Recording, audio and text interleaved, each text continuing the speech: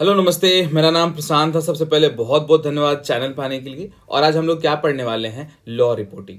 देखो, legal history में ये एक बहुत इंपॉर्टेंट टॉपिक है, लॉ रिपोर्टिंग, और इसको आज हम लोग पढ़ने वाले हैं। जब मैं सिलेबस देख रहा था यूनिवर्सिटीज़ का, तो मैक्सिमम यूनिवर्सिटीज़ में मुझे लॉ रिपोर्टिंग करके लीगल हिस्ट्री में एक टॉपिक मिला। तो आज इसी टॉपिक को हम लोग क्लियर करते हैं। और बहुत सारे लोगों ने कमेंट में भी मुझसे पूछा कि सर आप एक वीडियोस बनाओ लॉ रिपोर्टिंग पे।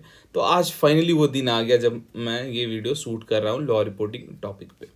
चलो ठीक है, स्टार्ट करता हूँ लॉ रिपोर्टिंग। और लॉ रिपोर्टिंग को स्टार्ट करने से पहले मैं आपको एक ये पिक्चर्स दिखाना चाहता हूँ। ये जो पिक्चर आप देख रहे हो ना लॉ रिपोर्ट्स का, ये शायद आपने कभी अपने लाइब्रेरी में, अपने सीनियर्स के घर में, या आप वकील हो तो आपके पास तो होगा ही, है ना। तो इस तरह का आपने देख रखा होगा ऑलरेडी। यदि आप कॉलेज में पढ़ते हो तो आपने लाइब्रेरी में जरूर देखा होगा। तो आज के इस वीडियो लेक्चर में हम लोग पढ़ने वाले क्या क्या है। तो सबसे पहले हम लोग पढ़ेंगे लॉ रिपोर्ट होता क्या है, इससे इंट्रोडक्शन करेंगे। उसके बाद हम लोग पढ़ेंगे लॉ रिपोर्टिंग क्या होता है ना। फिर उसके बाद हम लोग ये भी देखेंगे व्हाट इज लॉ रिपोर्ट। तो दोनों चीज को समझेंगे, लॉ रिपोर्ट क्या होता है और लॉ रिपोर्टिंग क्या होता है। थोड़ा डिफरेंस होता है, माइनर डिफरेंस दोनों में, वो देखेंगे। उसके बाद ये जो लॉ रिपोर्टिंग होता है ना, इसका क्या इंपॉर्टेंस है ना। फिर उसके बाद ये जो लॉ रिपोर्टिंग जो आज हमारा टॉपिक है, इसका हिस्ट्री क्या है वो भी देखेंगे। उसके बाद एक एक्ट आता है, the Indian law reports act 1875, उसको देखेंगे। उसके बाद हम लोग दो तीन टाइप्स बोल लो या फिर काइंड्स बोल लो, उसको हम लोग यहाँ पे देखेंगे, लॉ रिपोर्ट का टाइप्स और काइंड। तो कुल मिला के हमारा लगभग 6 टॉपिक आज का हमारा कह सकते हो आप, कंटेंट अपने को इतना पढ़ना है आज। तो स्टार्ट करते हैं हम लोग। सबसे पहले लॉ रिपोर्ट से इंट्रोडक्शन करेंगे, है ना। लॉ रिपोर्टिंग को इंट्रोड्यूस करेंगे आज। आप ये भी पिक्चर्स देख सकते हो। ये देखो, AIR ऐसे करके आपने लाइब्रेरीज में जरूर देखा होगा। देखो, आपको यदि लीगल हिस्ट्री का और भी वीडियोस चाहिए तो मेरे चैनल पे बहुत सारा वीडियोस लीगल हिस्ट्री के अवेलेबल है। इसके लिए बस आपको करना क्या पड़ेगा, इसी चैनल के आपको चैनल पे जाना पड़ेगा और वहाँ पे एक प्लेलिस्ट विजिट करना पड़ेगा लीगल हिस्ट्री। और अभी जो मैं पढ़ा रहा हूँ इसका नोट्स यदि आपको चाहिए, PDF नोट्स, तो आप लॉयर प्रशांत जाके विजिट करो टेलीग्राम पे। बस लिख दो वहाँ पे लॉयर प्रशांत, आपको जाके चैनल मिल जाएगा।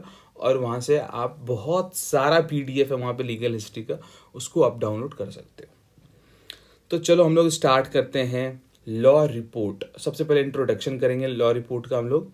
उसके बाद हम लोग देखते हैं लॉ रिपोर्ट और लॉ रिपोर्टिंग क्या होता है ना। देखो, सबसे पहले आप कोर्ट्स जानते हो अपने यहाँ, जैसे कोर्ट्स है supreme court of India, high court, बहुत सारे ट्रिब्यूनल है। तो कोर्ट्स आप जानते हो। कोर्ट क्या करता है, कोर्ट जजमेंट देता है ना। कोर्ट क्या करता है भाई, जजमेंट डिलीवर करता है। और जब जजमेंट डिलीवर होता है और वो जजमेंट क्या हो जाता है, पब्लिश हो जाता है। पब्लिश क्यों होता है, आप देखते हो ना, जब कोर्ट डिसीजंस देती है, जजमेंट देती है, तो वो पब्लिश हो जाता है पब्लिक डोमेन में। पब्लिक डोमेन में क्यों पब्लिश होता है, ताकि सारे लोगों को उसके बारे में पता चल सके। ये तो आपको पहले से भी पता है कि जैसे आज सुप्रीम कोर्ट कोई जजमेंट देती है, वो पब्लिश होता है, पब्लिक डोमेन में आता है और हम लोगों को वहां से पता चलता है। ये चीज तो सारे लोगों को पता है। यही सेम चीज हाई कोर्ट और कोई ट्रिब्यूनल डिसीजंस देती है तो उस पर भी अप्लाई होता है, ये अपने को पता है। अब देखो यहाँ पे इंपॉर्टेंट क्या, आपको ध्यान क्या देना है लॉ रिपोर्ट से रिलेटेड, वो जो डिसीजंस पब्लिश हो रहा है ना भाई, वो डिसीजन जो पब्लिश हो रहा है वो जिस बुक में पब्लिश्ड होता है, जिस बुक में पब्लिश होता है ना, उस बुक को हम लोग बोलते हैं लॉ रिपोर्ट। सिंपल। देखो, कोई भी कोर्ट जजमेंट देता है, वो जजमेंट पब्लिश होता है, पब्लिक जिस बुक में होता है ना भाई, जिस बुक में पब्लिश होता है, उस बुक को हम लोग बोलते हैं लॉ रिपोर्ट। अब ये जो पब्लिश हुआ, ये वेदर पब्लिक पब्लिकेशन हो सकता है और ये प्राइवेट पब्लिकेशन। अच्छा, बुक को जो पब्लिश करता है, कोई तो पब्लिकेशन ही करता होगा ना, वो वेदर पब्लिक हो सकता है या फिर वो प्राइवेट हो सकता है। इतना अपने को समझ में आ गया। तो ये जो बुक पब्लिश होगा, ये वेदर 4 वॉल्यूम में हो सकता है, 5 में हो सकता है, या फिर 1 में हो सकता है। तो लॉ रिपोर्ट जो पब्लिश होगा वो वॉल्यूम में होगा। इतना बेसिक्स आपको समझ में आ गया। तो यहां से अपने को ये लॉ रिपोर्ट क्या समझ में आ रहा है कि लॉ रिपोर्ट बेसिकली सर एक डॉक्यूमेंट है। लॉ रिपोर्ट क्या है भाई, ये डॉक्यूमेंट है जिसमें क्या कंटेंट, आप मेरे को बताओ। ये जो लॉ रिपोर्ट आपने देखा, इस लॉ रिपोर्ट में क्या पब्लिश हो रहा था, जजमेंट। इसमें ये जो लॉ रिपोर्ट, ये जो बुक आप देख रहे हो, इस बुक में क्या है, इस बुक में कुछ थोड़ी है भाई। इसमें सिर्फ और सिर्फ क्या है, ये जो जजमेंट है ना, जजमेंट है। सिंपल। तो आपसे कोई पूछे लॉ रिपोर्ट क्या होता है, तो लॉ रिपोर्ट बेसिकली सर एक डॉक्यूमेंट होता है। देखो आपको मैं लॉ रिपोर्ट दिखाता हूं। देखो ये जो है ना law reporter, all India reporter, वो जो मैं कह रहा था ना कि जो जजमेंट होता है वो पब्लिश होता है, पब्लिश होने के बाद पब्लिक डोमिनियन में आता है ना, ताकि सारे लोगों को पता चले। वो जो पब्लिश होता है जिस किताब में ना, वो एक किताब आप यहाँ पे देखो, ऑल इंडिया रिपोर्टर, ये एक किताब है, एक बुक है ना। इसी में पब्लिश होता है जजमेंट, इसी में पब्लिश होता है जजमेंट। तो बेसिकली ये जो किताब देख रहे हो आप, ऑल इंडिया रिपोर्टर, ये क्या एक डॉक्यूमेंट है। इसमें क्या रहता है, जजमेंट मतलब केस रहता है ना, केस रहता है, केस का एनालिसिस होता है, कोर्ट जो डिसीजंस देता है, कोर्ट जो डिसीजंस देता है वो इसमें रहता है। सिंपल है ये एक डॉक्यूमेंट। देखो यहाँ पे मैंने डेफिनेशन दे दिया है ताकि आपको पढ़ने में इजी हो। जब आप दोबारा ये पीडीएफ को देखोगे ना, मैंने इतनी इजी लैंग्वेज में लिखा है कि आप इजीली समझ जाओ। लॉ रिपोर्ट क्या होता है, बेसिकली एक डॉक्यूमेंट होता है जो हम लोगों को इंफॉर्मेशन प्रोवाइड करता है। केस किस चीज से रिलेटेड, केस के समरी और केस का एनालिसिस। कोर्ट में जो केस होता है ना, जो कोर्ट जजमेंट देता है, उस जजमेंट का समरी और एनालिसिस। अब इस समरी में क्या क्या होता है, देखो जनरली केस का नाम होता है, फिर वो किस कोर्ट का इशू है, कहाँ का डिसीजंस है वो रहता है, किस कोर्ट का, किस ट्रिब्यूनल का डिसीजन है वो होता है, फिर केस का फैक्ट समरी होता है, उसमें क्या लीगल इश्यूज इन्वॉल्व है वो सारा कुछ लिखा हुआ रहता है, फिर कोर्ट का क्या कंक्लूजन आया, कोर्ट का क्या रीजनिंग आया, ये भी उसमें इंक्लूड होता है।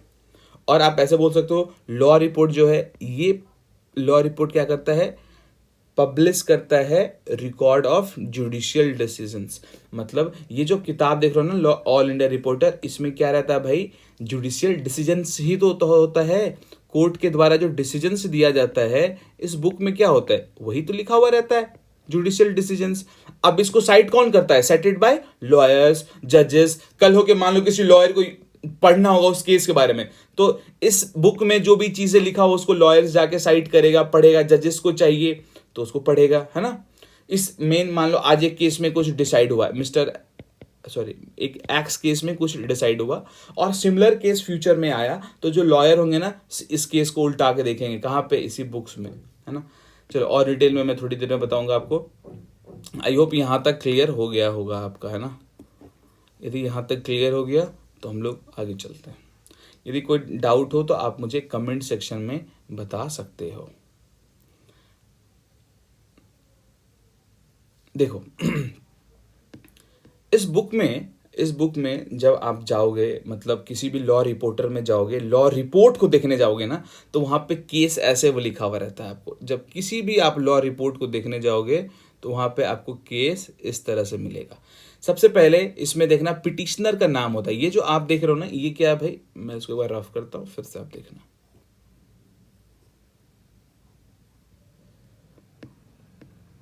देखो ये सबसे पहले पिटिशनर का नाम होता है ना, यहाँ पे लिखा हुआ भी है।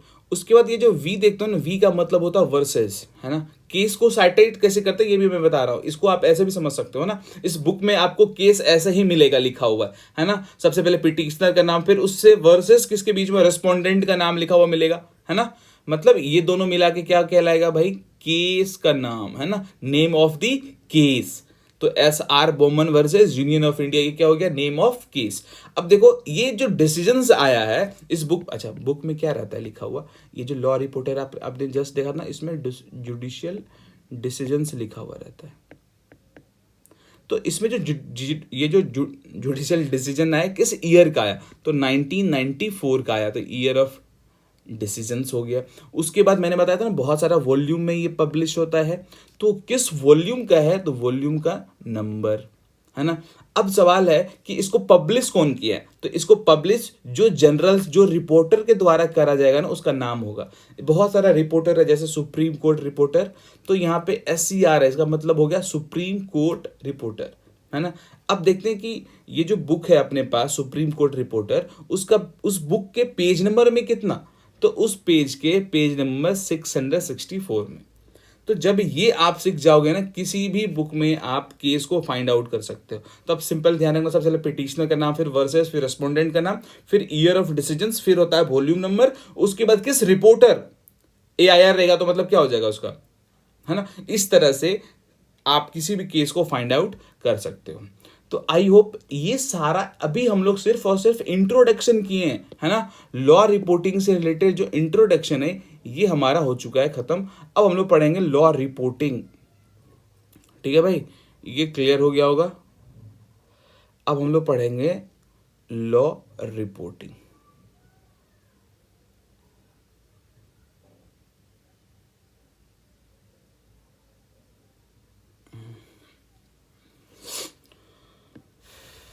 चलो देखो, लॉ रिपोर्टिंग सबसे पहले आपने क्या देखा, ये देखो सुप्रीम कोर्ट है।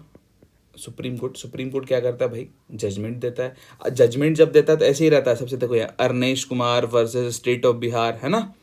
मतलब ये हो गया अप्लीकेंट, ये हो गया state of Bihar respondent versus, और ये है अपना जजमेंट। तो सुप्रीम कोर्ट जजमेंट दिया और ये जजमेंट क्या हो जाएगा भाई, पब्लिश होगा। ये जजमेंट क्या होगा, पब्लिशिंग होगा। और ये पब्लिशिंग का अच्छा, पब्लिश कौन करेगा, लॉ रिपोर्टर करेगा। आप जानते हो ना, पब्लिश कौन करता है, पब्लिक जुडिशियल। देखो सुप्रीम कोर्ट ने क्या दे दिया भाई, ये जो है ये है जुडिशियल डिसीजन। ये क्या है भाई,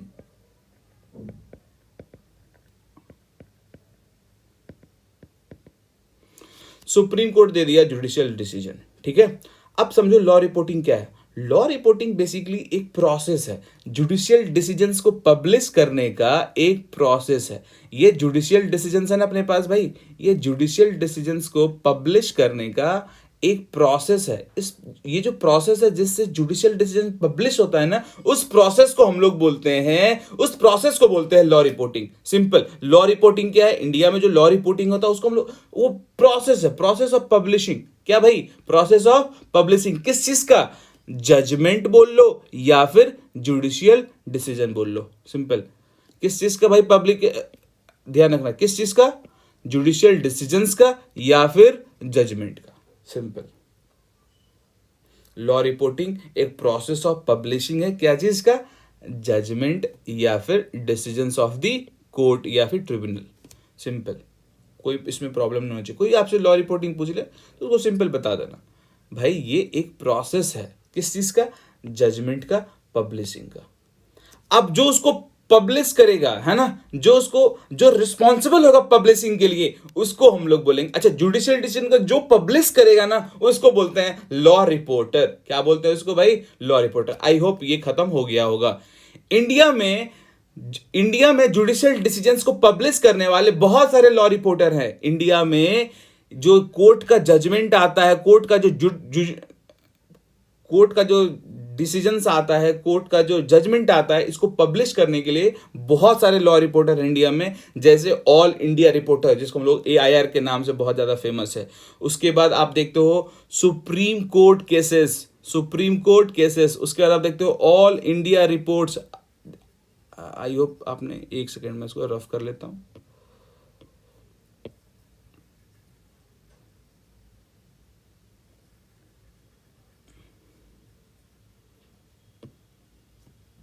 ठीक है भाई, तो बहुत सारा हमारे देश में यार यही प्रॉब्लम हो रहा है आजकल की। खैर मैं बता देता हूं आपको।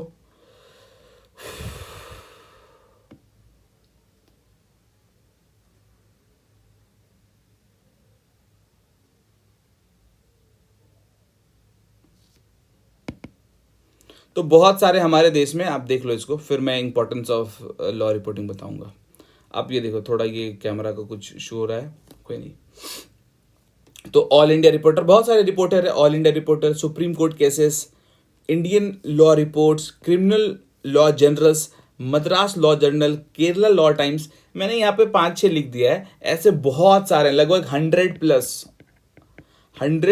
लॉ रिपोर्टर है हमारे देश में, जिनका काम क्या होता है, जजमेंट को पब्लिश करना। सिंपल, आई होप आपको ये क्लियर हो गया होगा। लॉ रिपोर्ट क्या होता है, बेसिकली लॉ रिपोर्ट सर एक डॉक्यूमेंट होता है। लॉ रिपोर्ट, एक बार मैं फिर से क्लियर कर दूं आपको, एक एग्जांपल लेते हैं हम लोग।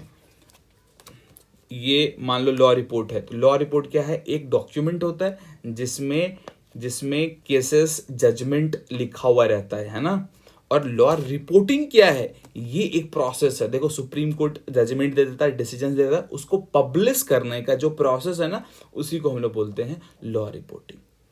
और जो पब्लिश करने के लिए रिस्पॉन्सिबल होता है ना, उसको हम लोग बोलते हैं लॉ रिपोर्टर। तो तीन तीन अपने पास जो टर्म था, law report, law reporting and और लॉ रिपोर्टर, ये तीन वर्ड को हम लोग क्लियर कर चुके हैं। मैं थोड़ा ये टेक्निकल ग्लिच आ गया कुछ, मैं इसको क्लियर करके बस 1 सेकंड में आ गया।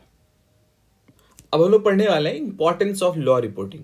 लॉ रिपोर्टिंग का क्या इंपॉर्टेंस है? जब आप यहाँ पे ये 5 जो मैंने हेड्स दिया ना, इस हेड्स को जब पढ़ोगे, और मैंने इसको इतना इजी लैंग्वेज में लिखा है, जब आपके पास ये पीडीएफ मिलेगा ना, आप इसको पढ़ के पूरा इजीली समझ सकते हो। देखो, मैं चाहता था सिर्फ ये 5 हेड्स लिख देता और मैं उसमें डिस्कस कर सकता था। मैंने इसको इसलिए लिख दिया है ताकि जब आप दोबारा इस पीडीएफ को पढ़ो ना, तो आपको पूरा क्लियर हो जाए लॉ रिपोर्टिंग का इंपॉर्टेंस। तो अब हम लोग पढ़ने वाले हैं लॉ रिपोर्टिंग। देखो, आप ये जो जानते हो ना, हमारा जो आज का लीगल सिस्टम है ना, इससे बहुत इंपॉर्टेंट रोल प्ले करता है लॉ रिपोर्टिंग, है ना, बहुत क्रिटिकल रोल प्ले करता है। कैसे? लॉ रिपोर्टिंग क्या करता है? अपने को ना अपने को क्या करता है? नॉलेज देता है, अपने को एक्यूरेट रिकॉर्ड देता है जुडिशियल डिसीजंस का। जो भी डिसीजंस दिया जाता है जुडिशरी के द्वारा, उस जुडिशरी के डिसीजंस को रिकॉर्ड करता है और एकदम एक्यूरेट वे में अपने को देता है। इसीलिए आप अपने लोग क्या बोलते हैं, लॉ रिपोर्टिंग बहुत इंपॉर्टेंट रोल प्ले करता है अपने लीगल सिस्टम में। ठीक है भाई, चलो सबसे पहला हेड से लीगल प्रेसिडेंट, है ना। लीगल प्रेसिडेंट मतलब क्या हो गया, आप ये समझो। मैं आपको ना एक एग्जाम्पल से समझाता हूँ। जैसे मान लो ये अपने पास ऐसा कह लो कि ये एक लॉ रिपोर्ट है, ठीक है। ये लॉ रिपोर्ट क्या करेगा? इस लॉ रिपोर्ट में क्या होगा? जो वेरियस कोर्ट्स के द्वारा जो डिसीजंस दिया गया उसका रिकॉर्ड है। ये लॉ रिपोर्ट में क्या है? वेरियस कोर्ट्स के द्वारा जो डिसीजंस दिया गया ना, वो इसमें रिकॉर्ड है। और इस इंफॉर्मेशन को कौन यूज करेगा? कल के जजेस यूज करेंगे, लॉयर्स यूज करेंगे, है ना। सेम इस तरह का फ्यूचर केसेस जब होगा उसमें इसको यूज करा जाएगा। तो लॉ रिपोर्टिंग क्या हेल्प करता है हम लोगों को? लीगल प्रोसीडिंग एस्टैब्लिश करने में लॉ रिपोर्टिंग हम लोगों को हेल्प करता है। ठीक है, लॉ रिपोर्टिंग अपने को हेल्प करता है, ये ध्यान रखना। कैसे? तो वेरियस कोर्ट्स के द्वारा जो डिसीजन दिया जाता है ना, उसका रिकॉर्ड रख के। ठीक है, सिंपल। नेक्स्ट है एसेस टू लीगल इंफॉर्मेशन। बहुत सिंपल है। लॉ रिपोर्टिंग से क्या हो पाता है, हम लोगों को लॉ रिपोर्टिंग की वजह से सारे लोगों के पास इंफॉर्मेशन आ पाता है। जैसे मान लो इस बुक में रिकॉर्ड पब्लिश है, तो इस बुक को मान लो ये कोई रिपोर्टर है, ठीक है, कोई रिपोर्ट है, ऑल इंडिया रिपोर्ट है। अब कोई भी इसको यदि पढ़ेगा, कोई भी बंदा, अब वेदर वो कहाँ पर रहता है, किसी भी लोकेशन पर रहता है, उसका क्या फाइनेंशियल कंडीशन, उसे डजेंट मैटर। लेकिन यदि उस किताब को पढ़ेगा ना, इस किताब को पढ़ के, इस बुक्स को पढ़ के, उसको सारा लॉज के बारे में ज्ञान हो जाएगा, है ना। आई होप यहां तक कोई प्रॉब्लम ना हो। तो इससे क्या होता है, इस बुक के पब्लिश होने से, लॉ रिपोर्टिंग की वजह से सारे लोगों के पास लीगल इंफॉर्मेशन आ पाता है। लॉ रिपोर्टिंग क्या करता है कि लीगल इंफॉर्मेशन एसेसिबल हो जाता है सारे लोगों को। आप कहां पर रहते हो, नहीं रहते हो, आपका क्या फाइनेंशियल कंडीशन है, इससे कोई फर्क नहीं पड़ता है। लॉ रिपोर्टिंग की वजह से आपको लीगल इंफॉर्मेशन मिलता रहेगा, सिंपल। उसके बाद लॉ रिपोर्टिंग की वजह से ट्रांसपेरेंसी भी बना रहता है। आप बोलोगे ये कैसे भाई? क्योंकि देखो, ये तो जुडिशियल रिकॉर्ड है ना भाई, ये जो यहाँ पे क्या है, जुडिशियल डिसीजंस का रिकॉर्ड है, ये ओपन रिकॉर्ड है, कल होके कोई भी पढ़ सकता है इसको। तो अपने पास का क्या मतलब है? ट्रांसपेरेंसी है, उस केस का रिकॉर्ड है तो कोई भी इसको पढ़ सकता है। ये बहुत गंदा हो गया, खैर। तो नेक्स्ट है लीगल स्कॉलरशिप, है ना। देखो, ये जो अपना लॉ रिपोर्टिंग होता है ना, ये हम लोगों को बहुत सारा वैल्यूएबल, अब देखो ये क्या होता है, इसमें बहुत सारा आप कह सकते हो इंफॉर्मेशन होता है, बहुत सारा रिकॉर्ड्स होता है। जब लीगल रिसर्चर्स, स्टूडेंट जब इसको पढ़ता है ना, उसको बहुत सारा वैल्यूएबल यहाँ से नॉलेज मिलता है। इसीलिए हम लोग बोलते हैं लीगल रिसर्च स्कॉलरशिप में बहुत ज़्यादा कंट्रीब्यूशन है लॉ रिपोर्टिंग का। इसके बाद हिस्टोरिकल रिकॉर्ड। देखो, आज मान लो कोई डिसीजन में रिकॉर्ड हो गया, कल लोग आज से 50 साल बाद इसको यूज कर सकते हैं हम लोग तो उस टाइम पे क्या काम करेगा ये, as a historical record of legal decisions. इसमें देखो लीगल डिसीजंस ही तो है। ये जो लॉ रिपोर्टर है, मेरे पास यहाँ अवेलेबल नहीं, तो मैं आपको दिखा देता हूँ। तो दूसरे रूम में रखा हुआ है, तो मैं आपको एक लॉ रिपोर्ट्स दिखा देता यहाँ पे, है ना। खैर, हम लोग अभी इसी को लॉ रिपोर्ट्स मान रहे हैं। कल होके ये क्या करेगा, as a historical record of legal decisions बनेगा। क्यों? आज इसमें बहुत सारा डिसीजंस, मतलब बहुत सारा डिसीजंस इसमें रिकॉर्ड है। कल होके आज से 50 साल बाद हम लोग इसको यूज कर सकते हैं। जो फ्यूचर जनरेशन होगा ना, वो इसको पढ़ के समझ सकेगा, अच्छा 2023 में इस तरह का डिसीजंस आता था सुप्रीम कोर्ट से या फिर जो भी कोर्ट का है। तो हिस्टोरिकल रिकॉर्ड का भी काम करता है लॉ रिपोर्टिंग। तो अब देखो लॉ रिपोर्टिंग कितना इंपॉर्टेंट है ना। अब हम लोग पढ़ते हैं हिस्ट्री ऑफ लॉ रिपोर्टिंग। अब हम लोग पढ़ने वाले हैं हिस्ट्री ऑफ लॉ रिपोर्टिंग।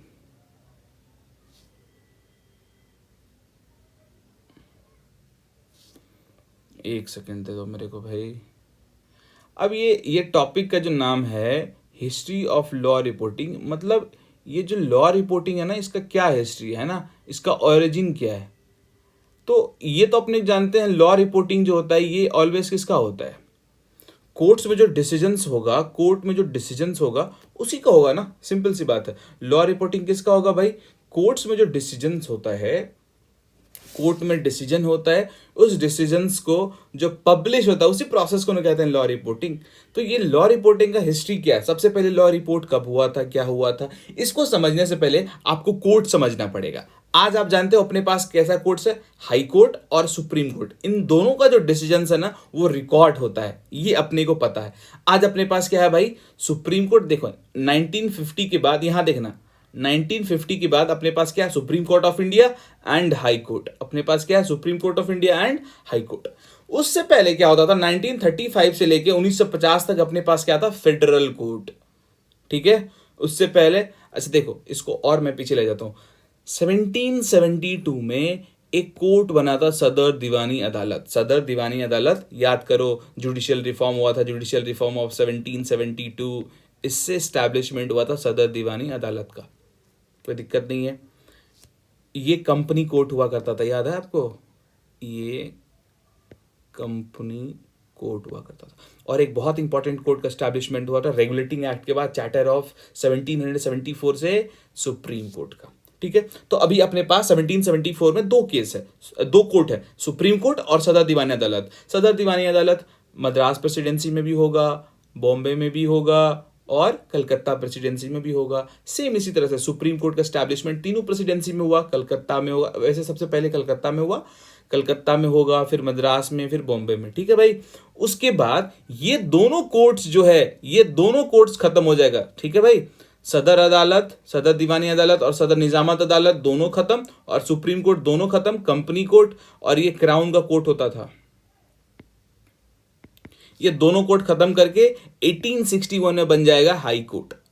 ठीक है, उसके बाद अपने पास आ गया हाई कोर्ट, और उसके बाद आ गया 1935 में फेडरल कोर्ट, उसके बाद 1950 के बाद सुप्रीम कोर्ट और हाई कोर्ट। ये कोर्ट का इवोल्यूशन है। अपने देश में जो इंपॉर्टेंट एपिलेट कोर्ट है ना, ये सब है। ठीक है, तो अपने को ये समझ में आ रहा है, जो सदर दीवानी अदालत जो जजमेंट देता होगा उसको भी रिकॉर्ड किया जाता होगा, सदर दीवानी अदालत जो जजमेंट देता होगा उसको भी रिकॉर्ड किया जाता होगा, और वो रिकॉर्ड क्या कहलाएगा, लॉ रिपोर्ट। सिंपल। इसी तरह से सुप्रीम कोर्ट जो है, ये भी जो डिसीजंस देता होगा ये भी रिकॉर्ड होता होगा, और ये भी क्या कहलाता होगा, सुप्रीम कोर्ट का लॉ रिपोर्ट। उसके बाद हाई कोर्ट डिसीजंस देता होगा 1862 के बाद, और वो रिकॉर्ड भी तो रिकॉर्ड होता होगा ना भाई। वो डिसीजंस जो हाई कोर्ट देती होगी, जो आप बोल सकते हो जो जजमेंट हाई कोर्ट देती होगी, वो भी रिकॉर्ड होता होगा, है ना। सेम इसी तरह से फेडरल कोर्ट का, और आज सुप्रीम कोर्ट का तो हो ही रहा है, और हाई कोर्ट का तो हो ही रहा है। ये अपने को पता है, बेसिक स्ट्रक्चर समझ में आ गया, कोर्ट समझ में आ गया। तो हम लोग देखते हैं थोड़ा सा, ये लॉ रिपोर्टिंग ओरिजिन कहां पे हुआ था, निकला इंडिया में कब था। तो इंडिया में ये जो आप पढ़ रहे हो लॉ रिपोर्टिंग, ये सदर दीवानी अदालत का एस्टैब्लिशमेंट के साथ साथ सुप्रीम कोर्ट का जब एस्टैब्लिशमेंट हुआ ना, इसी से स्टार्ट हो गया भैया लॉ रिपोर्टिंग। ये जो आप लॉ रिपोर्टिंग देख रहे हो ना, ये कब इंडिया में ओरिजिन हुआ, सुप्रीम कोर्ट के साथ साथ और सदर दीवानी अदालत। ये जो मैं बोल रहा हूँ इसका मतलब क्या हुआ कि सदर अदालत और सुप्रीम कोर्ट का जब एस्टैब्लिशमेंट हुआ था ना, यहां से लॉ रिपोर्टिंग चालू हो गया इंडिया में। आई होप यहां तक आपको समझ में आ गया होगा, है ना। अब देखो इसको समझो आप, बिफोर 1861, आप जानते हो मैंने अभी जस्ट बताया आपको, बिफोर 1861 आपको पता है सुप्रीम कोर्ट इंडिया में होता था और सदर कोर्ट। सदर में सिविल के लिए दीवानी अदालत और क्रिमिनल के लिए निजामत अदालत। बाद में सुप्रीम कोर्ट और सदर अदालत कोर्ट को दोनों को मिला के एक कोर्ट बना दिया गया था, हाई कोर्ट, है ना। बाद में इसको हाई कोर्ट बना दिया गया था। तो अभी के लिए समझ लो ये कोर्ट का सिस्टम है, ठीक है। सदर दीवानी अदालत बॉम्बे में जो होता था उसको बोलते थे सदर दीवानी अदालत, फिर मद्रास में सदर दीवानी अदालत, फिर कलकत्ता सदर दीवानी अदालत, इसी तरह से बॉम्बे सदर निजामत अदालत। ये हो गया क्रिमिनल के लिए और ये हो गया सिविल, ठीक है। फिर इसी तरह से मद्रास सदर निजामत अदालत और कलकत्ता निजामत अदालत, ये सब कोर्ट है। हर एक कोर्ट का उस टाइम पे भी लॉ रिपोर्ट होता होगा। सुप्रीम कोर्ट कलकत्ता का भी होता होगा लॉ रिपोर्ट, मद्रास का भी होता होगा और बॉम्बे का भी होता होगा। तो अपने को एक चीज समझ में आ रहा है, 1861 से पहले इन सब का लॉ रिपोर्ट होता होगा और 1861 के बाद जब ये सब खत्म हो गया तो सिर्फ यहां क्या बचा, हाई कोर्ट। तो 1861 के बाद लॉ रिपोर्ट किसका होगा भाई, हाई कोर्ट का होगा। फिर आप जानते हो 1935 के बाद एक नया कोर्ट आया भाई, उसको हम लोग बोलते हैं फेडरल कोर्ट। तो federal court plus high court तो था ही, तो दोनों कोर्ट, फेडरल कोर्ट और हाई कोर्ट, दोनों का लॉ रिपोर्ट होता होगा। और इन सब का अपील कहां जाया करता था, प्रीवी काउंसिल। इन सब का अपील कहां जाया करता था भाई, प्रीवी काउंसिल। यहां तक कोई प्रॉब्लम आपको नहीं होना चाहिए, है ना। अभी हम लोग कंटिन्यू कर रहे हैं हिस्ट्री ऑफ लॉ रिपोर्टिंग को ही, ठीक है। लॉ रिपोर्टिंग की कंटिन्यू कर रहे हैं और हम लोग देख रहे थे कि ये जो लॉ रिपोर्टिंग है ना, वो तो मैंने एक चार्ट बना करके आपको उस पर क्लियर कर दिया, एक पूरा आइडिया दे दिया कि भैया ऐसा सा कोर्ट था और यदि ये सब कोर्ट रहा होगा तो इन सारे कोर्ट का भी कभी ना कभी कहीं ना कहीं लॉ रिपोर्टिंग हुआ होगा। ये तो मैंने आपको एक आइडिया दे दिया कि कितने तरह के कौन कौन कोर्ट थे। तो आपको दो चीज समझ में आएगा, स्टार्टिंग में सर क्या रहा होगा, सुप्रीम कोर्ट और सदर अदालत, है ना। तो थोड़ा दोनों के बारे में देख लेते हैं, सदर अदालत और सुप्रीम कोर्ट के बारे में। फिर उसके बाद हम लोग देखेंगे high courts and federal court, फिर supreme court and high court, ठीक है। थोड़ा थोड़ा सब के बारे में बात करेंगे। तो हम लोग अभी हिस्ट्री बात कर रहे हैं ना, तो सबसे पहले हम लोग किसके बारे में देखेंगे, सुप्रीम कोर्ट। कौन सा सुप्रीम कोर्ट, आज का नहीं, ये मैं बात कर रहा हूं 1772 वाला सुप्रीम कोर्ट, ठीक है। क्राउन कोर्ट, अच्छा यहां पे लिखा हुआ है, ठीक है। 1772 वाला सुप्रीम कोर्ट, क्राउन कोर्ट, उसकी बात कर रहा हूं मैं। और ये आपको पता है ना, 3 जगह पे था, मद्रास, कलकत्ता एंड बॉम्बे, ठीक है। तो supreme court at Calcutta establish कब हुआ था, 1774। अरे अच्छा सॉरी यहां 74 था। 1774 में स्टैब्लिशमेंट होता है सुप्रीम कोर्ट एट कलकत्ता।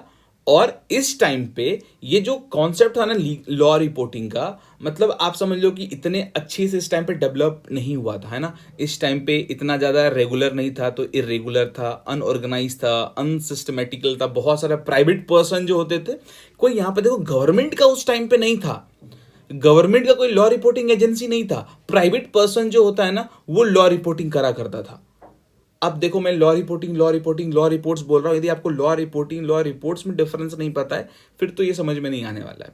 आप एक बार फिर से बैक जाओ और उसको पढ़ो तो ही आपको समझ में आएगा।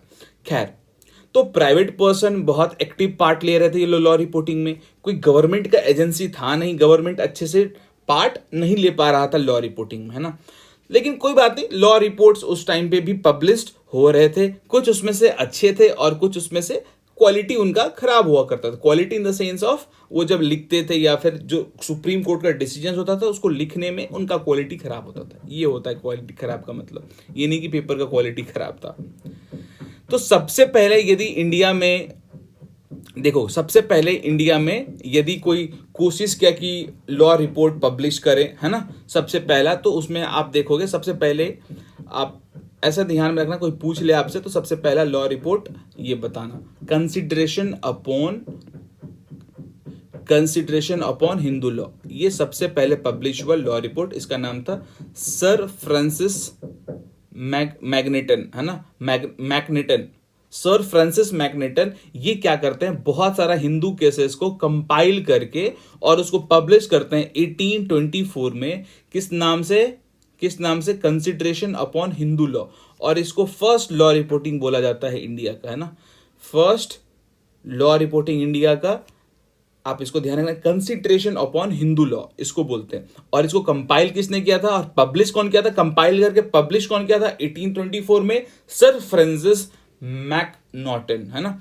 एक और थे सर विलियम मैकनॉटन, है ना, मैकनॉटन जो भी है, सर विलियम मैकनॉटन, इन्होंने भी सेम इसी तरह से क्या किया था, बहुत सारा मुस्लिम केसेस को कंपाइल करके पब्लिश किए थे 1825 में, और उसका नाम क्या रखे थे, principles and precedent of Mohammedan laws. ठीक है भाई, आई होप यहां तक कोई प्रॉब्लम ना हो। और कुछ रिपोर्ट्स है, आप देख सकते हो यहाँ पे मैंने नाम दे दिया है। जब आपके पास ये पीडीएफ जाएगा ना, आप उसको देख लेना, या फिर आप पीडीएफ नहीं देखना चाहते हो तो स्क्रीनशॉट ले लो, यहाँ पे आपको मिल जाएगा। मॉर्टन रिपोर्ट यहाँ पे सारा है, ये कुछ कुछ रिपोर्ट्स था, ठीक है, ये देख सकते हो आप। ये सारे मैं किसके बता रहा हूँ, कलकत्ता का, है ना, ये सारा आपको कलकत्ता का बता रहा हूं मैं। अब हम लोग देखते हैं decisions of the court of Madras. कौन सा कोर्ट भाई, सुप्रीम कोर्ट। अभी तो मैंने आपको कलकत्ता का बता दिया ना, अब चलते हम लोग मद्रास सुप्रीम कोर्ट का देखते हैं, ठीक है। मद्रास सुप्रीम कोर्ट का सेम इसी तरह से एक पर्सन, उसका नाम था थॉमस स्ट्रेंज।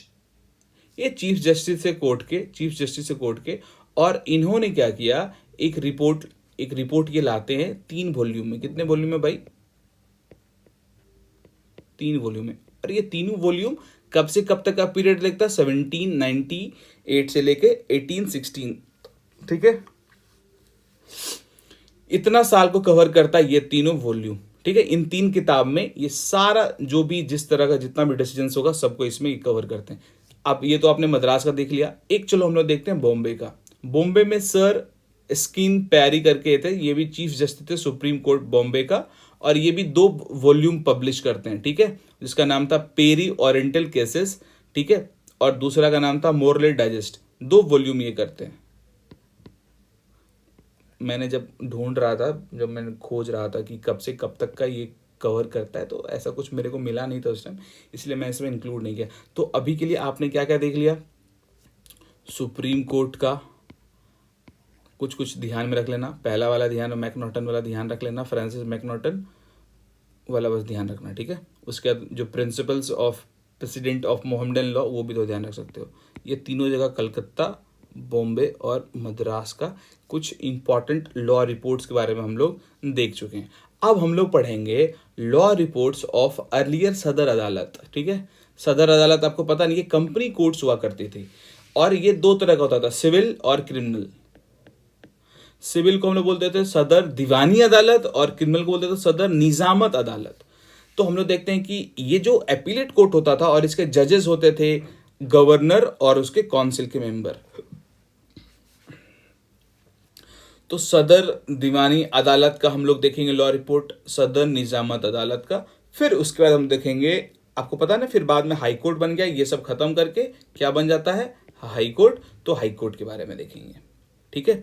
तो पहले हम लोग सदर निजामत अदालत देखेंगे, ठीक है, सदर दीवानी अदालत देखेंगे, उसके बाद हाई कोर्ट।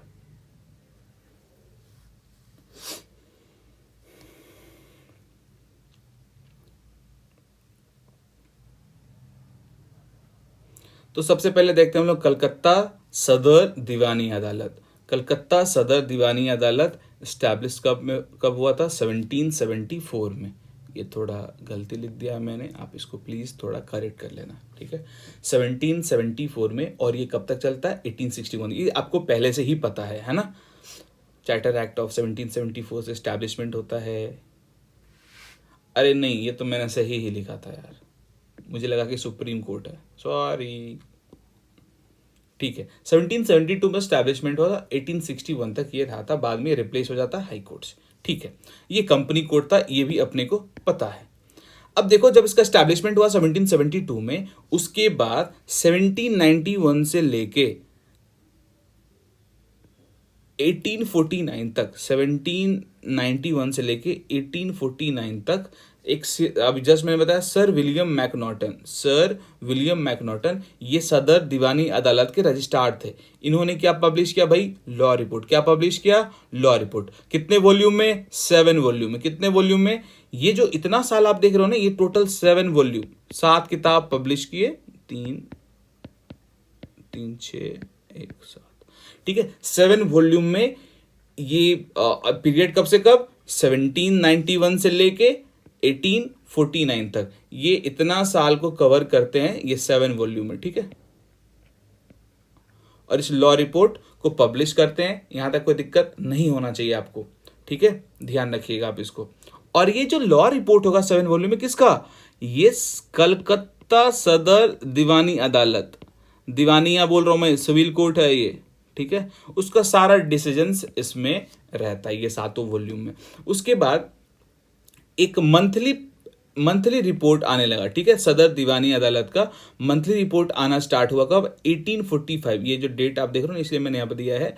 एक मंथली रिपोर्ट पब्लिकेशन होने लगा और इसमें मंथली डिसीजंस आने लगा, और इसका क्या नाम था, बंगाल सदर दीवानी अदालत रिपोर्ट, बंगाल सदर दीवानी अदालत। और ये इंडिया का oldest official series of law reports है इंडिया में, ठीक है।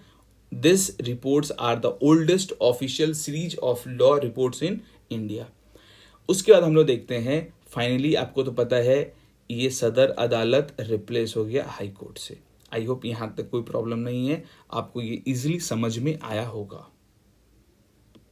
और यदि आपको समझ में आ रहा है और आपके ये सिलेबस में है, आपको यदि पसंद आ रहा तो आप मुझे कमेंट सेक्शन में बता सकते हो, आपको समझ में आता है कि नहीं आता है, कैसा लगता है पढ़ाई आपको। यदि बस आप कमेंट कर दो, आपसे और मैं कहाँ कुछ मांग रहा हूँ, बस आप कमेंट कर दो। आप सब्सक्राइब भी मत करो, करना है तो करो, नहीं करना तो मत करो, कोई दिक्कत नहीं, लेकिन आप मुझे कमेंट सेक्शन में बताओ कि आपको समझ में आ रहा है कि नहीं। यदि समझ में आता है ना, जिसके लिए आप पढ़ाओ, जिसके लिए वीडियोस बनाओ, तो मुझे अच्छा लगता है, मोटिवेशन मिलता है कि हाँ भाई वीडियोस बनाना है।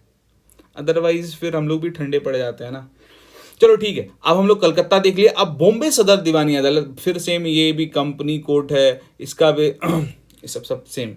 चलो, ये यहाँ पे एक रिपोर्ट आता है, बोराडेल रिपोर्ट, है ना, बोराडेल रिपोर्ट, ये पब्लिश होता है 2 वॉल्यूम में, ठीक है, 2 वॉल्यूम में। और इसमें केस कब तक का रहता है, 2 वॉल्यूम। पहला वॉल्यूम में केस रहता है 2 वॉल्यूम, देखो, first and second volume. First volume जो है, इसमें केस कब तक का होगा, 1820 तक का, यहाँ तक का, 1820 तक का। उसके बाद जो सेकेंड वॉल्यूम है ना, इसमें 1840 तक का, कब तक का भाई, 1840 तक, 1820 से लेके, देखो 1820 तक तो हो गया, इधर हो गया कहानी। अब 18, चलो चेंज करता हूँ पेन,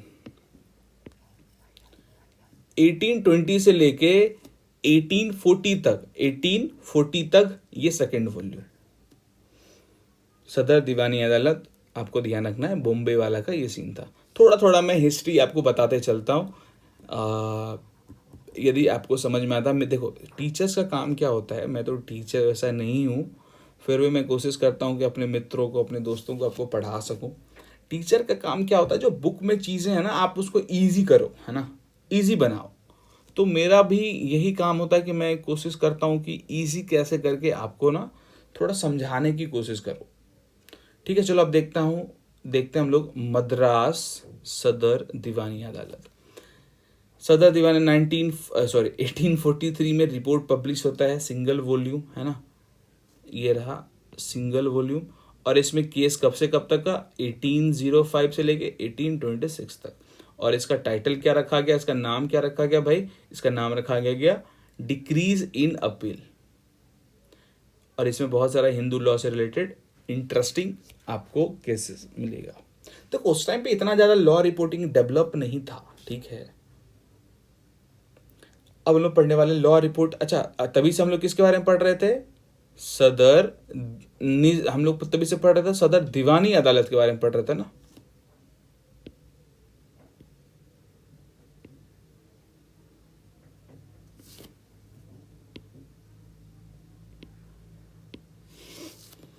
चलो, तभी से हम लोग पढ़ रहे थे सदर दीवानी अदालत। अब हम लोग पढ़ने वाले निजामत। निजामत मीन्स क्या होता है भाई, क्रिमिनल,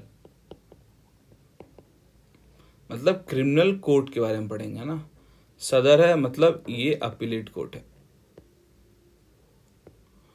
और आप ये जानते थे कौन सा कोर्ट होता था, ये कंपनी का कोर्ट। चलो ठीक है, देखो क्रिमिनल जुरिडिक्चर पे इतना जितना सारा आप सिविल में देख रहे थे ना, इतना सारा अपने पास तो अवेलेबल नहीं है लॉ रिपोर्ट, जितना सारा अभी आप बहुत सारा रिपोर्ट देखे थे ना सिविल में, लेकिन क्रिमिनल में इतना सारा नहीं है। सदर निजामत अदालत का आपको जो ओनली टू, ठीक है, only two series of reports आपको देखेगा सदर निजामत अदालत का, ठीक है, जो कि पब्लिश हुआ था।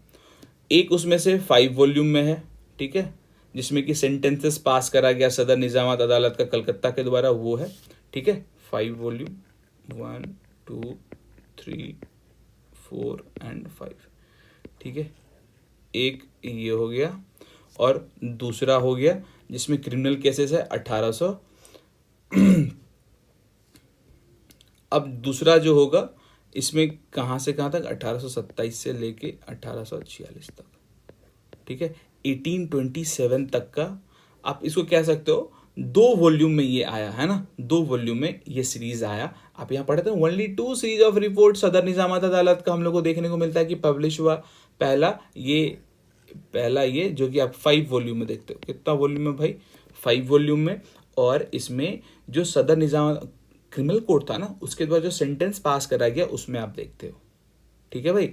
और दूसरे में आप देखते हो क्रिमिनल केसेस जो उनके द्वारा डिसाइड करा गया सदर फौजदारी अदालत बॉम्बे के द्वारा, वो आप उसमें देखते हो, ठीक है। और मंथली सीरीज ऑफ सदर निजामत अदालत कलकत्ता वाज स्टार्टेड फ्रॉम 1850, देखो यहाँ पे देखो 1851 में कलकत्ता का जो सदर निजामत अदालत था, इसके द्वारा एक मंथली सीरीज स्टार्ट करा गया, जो कि मंथली रिपोर्ट क्रिमिनल केसेस का, जो भी क्रिमिनल केसेस डिसाइड होता था सदर फौजदारी अदालत में, सदर निजामत अदालत में, उसको पब्लिश करा जाता था। अब देखो सदर फौजदारी अदालत जो मद्रास का था, मद्रास नीचे की बात कर रहा हूं मैं, ये मद्रास, ठीक है, मद्रास का जो फौजदारी अदालत था, उसका मंथली केस पब्लिकेशन कब होता है, 1849 में। कब होता है भाई, 1849 में। इसको थोड़ा मैं रफ कर लेता हूँ, क्लियर कर लेता हूँ, फिर चलते हैं हम लोग।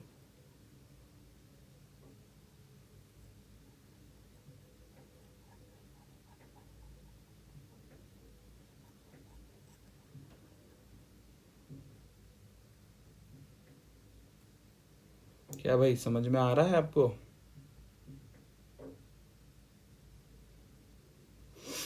देखो आजकल मैं क्या कर रहा हूँ, पहले बहुत ज़्यादा मैं वाइट पेपर का यूज़ करा करता था बैकग्राउंड में, बट अब मैं यूज़ कर रहा हूँ ब्लैक, जिससे आपका आँख पे थोड़ा सा इफेक्ट कम पड़े, है ना।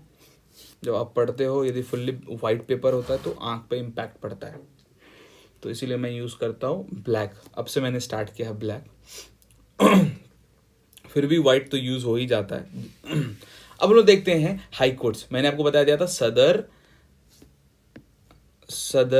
दीवानी अदालत तीनों जगह का देखेंगे, कलकत्ता, मद्रास, बॉम्बे और कलकत्ता। फिर सदर निजामत अदालत, तीनों का जितना भी इंफॉर्मेशन अपने पास अवेलेबल है थोड़ा थोड़ा देख लेंगे, मद्रास, बॉम्बे एंड कलकत्ता। अब बाद में आप देखे थे एक होता था सुप्रीम कोर्ट। इन दोनों को खत्म करके 1861 में नया बनाया गया हाई कोर्ट। और किस एक्ट से हाई कोर्ट का एस्टैब्लिशमेंट हुआ था, इंडियन हाई कोर्ट्स एक्ट 1861, ठीक है। यदि आप पढ़े होगे तो आपको याद होगा।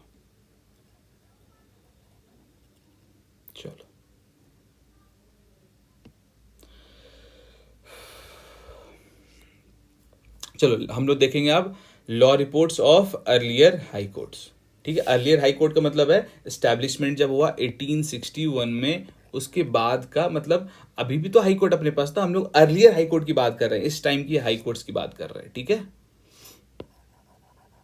देखो मैं कोशिश करता हूँ हर एक पॉइंट आपको क्लियर करके चलूं, ताकि जब आप घर में इसको बैठ के पढ़ो तो एक भी डाउट आपके मन में नहीं रहे। देखो हाई कोर्ट का जो आप बोलोगे लॉ रिपोर्टिंग जब स्टार्ट होता कब, जब इसका कमिशमेंट हुआ होगा, जब ये एस्टैब्लिशमेंट हुआ होगा 1862 के बाद, उसके बाद रेगुलर इसमें होने लगा। खैर इस टाइम तक बहुत सारा डेवलपमेंट हो चुका था लॉ रिपोर्टिंग में, आपने पहले ही पढ़ रखा है। तो high court of Madras publish करता था मद्रास हाई कोर्ट रिपोर्ट, ठीक है। एक आया Madras high court report 8 volume में, जो कि पीरियड कवर करता है 1862 से 1875 तक। ठीक है, सिमिलर रिपोर्ट इसी तरह का पब्लिश करा गया कलकत्ता और बॉम्बे के द्वारा। ठीक है, बॉम्बे हाई कोर्ट रिपोर्ट देखोगे 1860 से लेके, ये देखा था ना आपने मद्रास का, अब यहाँ देखो बॉम्बे हाई कोर्ट का। ठीक है, बॉम्बे हाई कोर्ट का रिपोर्ट देखो आप, तो आपको ये मिलेगा टोटल 12 में। एक बार मैं यहाँ पर लिख देता हूँ, मद्रास हाई कोर्ट, ये 8 वॉल्यूम में आपको मिलेगा, और ये पीरियड कब से कब तक, 1862 से लेके 75 तक। उसके बाद बॉम्बे हाई कोर्ट का जब आप देखोगे लॉ रिपोर्ट, ये टोटल आपको 12 वॉल्यूम में मिलेगा। ये कब से कब तक को कवर करता है, 1862 से 75।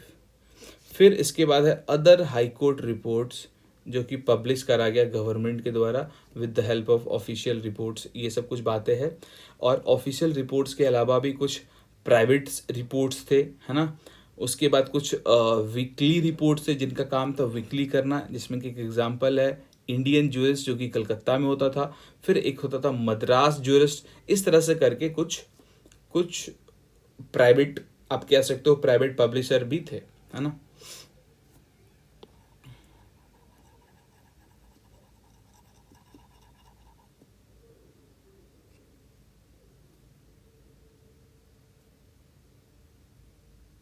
ये देखो reports of Calcutta high court, 3 volume में आपको मिलेगा। उसको हम लोग बोलते थे 3 volume of Henderson report of Calcutta high court 1788 से 83। उसके बाद 15 volume of Bengal law reports. ये सब डेट है, आप थोड़ा सा इसको देख सकते हो, बार बार जब देखोगे तो आपके ध्यान में आएगी ये सब बातें। अब हम लोग देखते हैं इंडियन लॉ रिपोर्ट्स एक्ट 1875। अब हम लोग थोड़ा सा लास्ट की तरफ जा रहे हैं। देखो अभी तक ना आपने देखा क्या, मैंने अभी तक आपको बताया कि गवर्नमेंट का इसमें कोई इंटरफेरेंस था, आपने देखा कि नहीं। अभी तक जो लॉ रिपोर्टिंग प्रिवेल कर रहा है इंडिया में, इसमें इसमें आपको एक सिस्टम नहीं दिख रहा होगा। ठीक है, एक आप देख रहे हो कि इसमें प्राइवेट भी बहुत सारे पब्लिशर हैं। अच्छा, प्राइवेट लोग होंगे तो क्या करेंगे, प्रॉफिट के लिए काम करेंगे। थोड़ा सा जो वो डिसीजंस जज के द्वारा जो जजमेंट होता है उसको तोड़ मरोड़ के भी लिख सकते होंगे, है ना। तो लॉ रिपोर्टिंग से रिलेटेड कोई अभी ऐसा ऑथोरिटी नहीं है जो कि चेक करे कि हाँ लॉ रिपोर्टिंग सही है कि गलत है। ऐसा कुछ ऑथोरिटी नहीं दिखा आपको, अभी तक नहीं दिखा हुआ। तो उस टाइम पे गवर्नमेंट ऑफ इंडिया के लॉ मेंबर थे, उनका नाम था Stephen Fitz James Stephen, sir James Fitz. उसको आप बेसिकली हम लोग तो ऐसे पढ़े हैं कि जेम्स स्टीफन नाम था इनका। ये लॉ मेंबर थे गवर्नमेंट ऑफ इंडिया में। ये ऐसा देखते हैं और खुद को ये जो डिससेटिस्फाइड थे ना, उससे उसको एक्सप्रेस करते हैं कि देखो भैया ये जो सिस्टम ऑफ लॉ रिपोर्टिंग अभी प्रिवेल कर रहा है इंडिया में, ये उतना बढ़िया नहीं। उसको क्रिटिसाइज करते हैं। ये क्यों, क्योंकि बहुत सारा रिपोर्ट्स प्राइवेट पब्लिशर के द्वारा पब्लिश करा जा रहा था, और वो इस तरह से अपना कमर्शियल गेन के लिए वो रिप्रिंट कर देते थे रिटन जजमेंट को। जजेस के द्वारा जो स्टेटमेंट दिया जाता उसको तोड़ मड़ोड़ के पेश करते थे, है ना। तो इससे गलत इंफॉर्मेशन जाता था। तो ये नाखुश थे स्टीफन साहब जो थे, ये जो लॉ मेंबर थे गवर्नमेंट ऑफ इंडिया में, ये स्टीफन ये खुश नहीं था। ठीक है, तो ये बोलता है कि लॉ रिपोर्टिंग से रिलेटेड भी कोई किसी भी तरह एक तरह का अपने देश में कानून होना चाहिए, लेजिस्लेशन होना चाहिए। गवर्नमेंट को उस पर अटेंशन देना चाहिए, है ना। गवर्नमेंट को ध्यान देना चाहिए, कानून बनाना चाहिए लॉ रिपोर्टिंग से रिलेटेड भी। तो गवर्नमेंट इसकी बात को सुनता है, और जेम्स स्टीफन के एफर्ट से एक नया कानून आता है, उसका नाम था इंडियन लॉ रिपोर्ट एक्ट 1875। ठीक है, ये पास होता है। और ये थोड़ा बहुत, ये जब पास होता है ये इंडियन लॉ रिपोर्ट एक्ट, ये थोड़ा सा रेगुलेट करने की कोशिश करता है जो प्राइवेट पब्लिशर थे, जो कि तोड़ मड़ोड़ के जजमेंट को पेश करते थे। फैक्ट कुछ भी है, ये केस में कुछ भी लिख देते हैं। काउंसिल का आर्ग्यूमेंट कुछ भी होता था, ये लोग कुछ भी लिख देते थे प्राइवेट लोग। तो इसको थोड़ा सा रेगुलेट करने की कोशिश करी गई। ठीक है, और जब ये रिपोर्ट आया उसके बाद एक नया चीज स्टार्ट हुआ, इंडियन लॉ रिपोर्ट्स। ठीक है, ये एक्ट पास होने के बाद एक official series of report start करा गया, उसका क्या नाम था, इंडियन लॉ रिपोर्ट। ठीक है भाई, बहुत सारे हाई कोर्ट्स, बहुत सारे हाई कोर्ट में ये सेटअप करा गया है ना, बहुत सारे हाई कोर्ट में ये सेटअप करा गया फिर वहाँ पे, और ये लोग पब्लिकेशन करने लगे किसका, इंडियन लॉ रिपोर्ट्स का। ठीक है भाई, यहाँ तक कोई दिक्कत नहीं होना चाहिए। तो बहुत सारा जो प्राइवेट रिपोर्टिंग लॉ रिपोर्टिंग करते थे इंडिया में उसको रेस्ट्रिक्ट करा गया है ना इस लॉ से। आप इसको थोड़ा ध्यान रखिएगा। इसका रिजल्ट क्या हुआ, इसका रिजल्ट ये हुआ, अच्छा ये तो मैंने बता ही दिया ना आपको, प्राइवेट लॉ रिपोर्टिंग इंडिया में बहुत सारे रेस्ट्रिक्शन करा गया, पार्शियल रिस्ट्रिक्शन, पूरी तरह से खत्म नहीं कर दिया गया लेकिन पार्शियल कुछ थोड़ा बहुत रिस्ट्रिक्शन लगाया गया ताकि ये लोग भी अच्छे से अकाउंटेबल हो सके। चलो ठीक है, इस एक्ट के आने से रिजल्ट क्या थोड़ा बहुत निकला है देखते हैं हम लोग।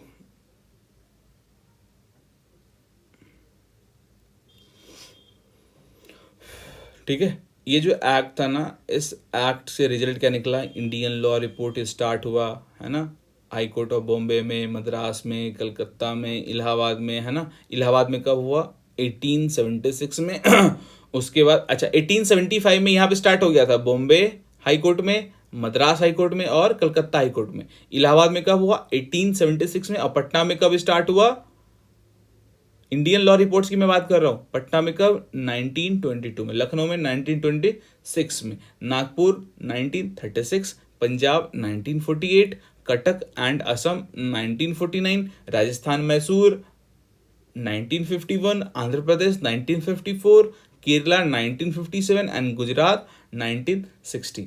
इसके अलावा supreme court cases, supreme court reporter, all India reporter, है ना, क्रिमिनल लॉ जनरल्स, ये सब है यहाँ पे देखोगे, पत्रिका, उच्च न्यायालय, ये सब है। ठीक है, लगभग आप कह सकते हो total number of official series जो था लॉ रिपोर्ट का वो आज के टाइम में भी देखोगे लगभग 100 से प्लस है। ठीक है भाई, आप इसको ध्यान रखिए। ये सब जो देख रहे हो ये सब ऑफिशियल, उस टाइम पे ये सब ऑफिशियल लॉ रिपोर्ट हुआ करता था, ये सब पब्लिश करा जाता था गवर्नमेंट एजेंसीज के द्वारा। और आज के टाइम में आप देखोगे टोटल लॉ रिपोर्ट्स आज के टाइम पे तो लगभग 100 से ज़्यादा है। तो आप देखते हैं थोड़ा सा प्रीवी काउंसिल, प्रीवी काउंसिल का जो इंपॉर्टेंट जजमेंट होता था वो आप देखोगे 1872 से लेके 1950 तक का, 1872 से लेके 1950 तक का, 1872 से लेके 1950 तक का 77 वॉल्यूम्स में आज अपने पास लॉ रिपोर्ट है। उसके बाद फेडरल कोर्ट जो कि 1935 से कंटिन्यू रहा 1949 तक, और इसके द्वारा बहुत सारा जजमेंट दिया गया जो कि कहाँ पर रिकॉर्ड है, फेडरल कोर्ट ऑफ रिपोर्ट में, है ना। उसके बाद लॉ रिपोर्टिंग आफ्टर इंडिपेंडेंस, तो आपको पता ही है इंडिपेंडेंस के बाद देखोगे उसके बहुत सारा लॉ जनरल्स आए। उसके बाद सुप्रीम कोर्ट है, सुप्रीम कोर्ट किसका प्लेस ले लिया, federal court and privy council का है भाई। और आप देखते हो 1950 में सुप्रीम कोर्ट ऑफ इंडिया का एस्टैब्लिशमेंट हुआ। और उसके बाद there are several reporter reporting the supreme court जजेस such as all India reporter, Madras law journal, supreme court journals, है ना, सुप्रीम कोर्ट वीकली रिपोर्ट, ऐसा बहुत सारा जनरल आया जो कि सुप्रीम कोर्ट ऑफ इंडिया का वीकली बोल सकते हो आप लॉ रिपोर्टिंग करने लगा ऑन द बेसिस ऑफ। अब हम लोग पढ़ने वाले हैं टाइप्स, या बोल सकते हो आप टाइप्स और काइंड ऑफ लॉ रिपोर्ट, है ना। अब हम लोग पढ़ते हैं on the basis of length and language. नाम से ही क्लियर है, लेंथ में क्या होगा, बड़ा और छोटा। फुल टेक्स्ट, नाम से क्लियर, फुल टेक्स्ट में सारा होता होगा, इसमें सारा जजमेंट का सब कुछ लिख दिया जाता होगा। और समरी में नाम से ही क्लियर है, इसमें सिर्फ क्या होता होगा, सिर्फ समरी। अच्छा, समझो जो लॉ रिपोर्ट समरी रिपोर्ट होता होगा उसमें क्या होता होगा, केस का समरी सिर्फ दिखता होगा, है ना भाई। और जो फुल टेक्स्ट लॉ रिपोर्ट होता होगा उसमें इंटायर जजमेंट होता होगा, हेड नोट्स, समरी, सब कुछ इसमें होता होगा। कोई दिक्कत है यहां तक। उसके बाद हम लोग देखेंगे रिपोर्ट में be classified on the basis of whether they are official और प्राइवेटली पब्लिश। तो हम लोग देखेंगे कौन ऑफिशियल होता है, कौन प्राइवेटली पब्लिश होता है। Official report are those which are publish by the authorities, ठीक है। और आज के टाइम में देखोगे वो लोग उतने पॉपुलर नहीं है क्योंकि बहुत स्लोली अपडेट करते हैं, है ना, इसीलिए इतना ज़्यादा पॉपुलर नहीं है ऑफिशियल रिपोर्ट। लेकिन ये ध्यान रखना, ऑफिशियल रिपोर्ट किसको कहते हैं, जो कि ऑथोरिटीज़ के द्वारा पब्लिश किया जाता है। एक एग्जाम्पल है Indian law report. Non official report नाम से क्लियर है, जो प्राइवेटली लॉ रिपोर्ट पब्लिश होता होगा उसको हम लोग क्या बोलते हैं, non official reports. Non official reports बहुत तेजी से पब्लिश होता है। आप जानते हो प्राइवेट लोग जो होते हैं वो बहुत ज़्यादा हाई चार्जेस करते हैं, जो भी अपना सर्विस देते हैं वो उसके लिए वो लोग हाई चार्जेस करते हैं। ये सब अपने पास है। अब हम लोग देखते हैं on the basis of geographical context, on the basis of geographical context, on the basis of geographical context. एक होता है ऑल इंडिया रिपोर्ट, उसके बाद स्टेट स्पेसिफिक। नाम से क्लियर है, ऑल इंडिया रिपोर्ट्स मतलब पूरे इंडिया के लिए,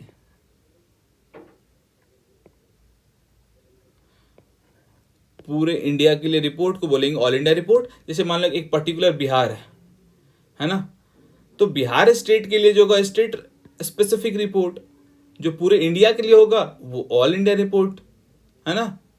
देखो ऑल इंडिया रिपोर्ट, ये रिपोर्ट ऑफिशियल या नॉन ऑफिशियल भी हो सकता है, लेकिन ये जो रिपोर्ट होगा ना, इसमें जो भी जजमेंट होगा वो सुप्रीम कोर्ट का हो सकता है, किसी भी हाई कोर्ट का हो सकता है, ठीक है, किसी भी हाई कोर्ट का हो सकता है।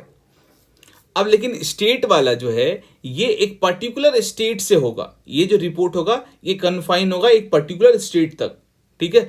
और ये सिर्फ जिस स्टेट का इसको असाइन करा जाएगा, जैसे मान लो कि एक ILR है, ILR, ठीक है, ये पटना ILR है, तो इसको सिर्फ एक पर्टिकुलर स्टेट कन्फाइन करा गया है, पटना, ठीक है, तो ये पटना हाई कोर्ट का ही करेगा भैया। इलाहाबाद वीकली रिपोर्टर है जैसे मान लो, तो ये इलाहाबाद हाई कोर्ट का ही वीकली रिपोर्ट करेगा, समझ रहे हो भाई आप।